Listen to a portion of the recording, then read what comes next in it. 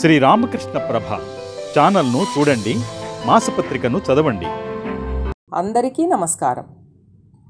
స్వామి యోగానంద స్మృతులను ఈరోజు చూద్దాం.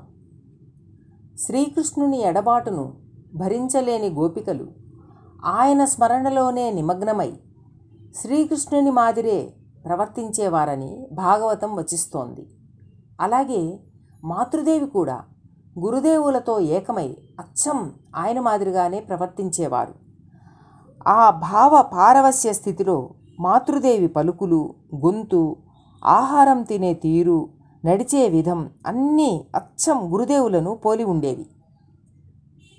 సమాధి స్థితి నుండి క్రిందికి దిగివచ్చినప్పుడు ఆమెను నేను కొన్ని నిగూఢమైన ప్రశ్నలు అడిగాను.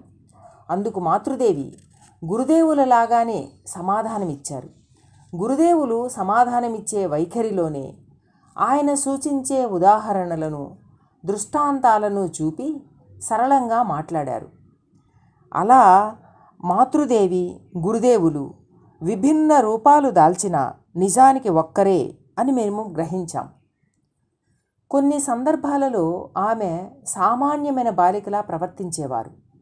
బృందావనంలోని అనేక దేవాలయాలను దర్శించాలని, యమునా తీరంలో కృష్ణుడు గోపికలతో విహరించిన స్థలాలకు వెళ్ళాలని మాతృదేవి తమ అభిలాషను వ్యక్తం చేశారు.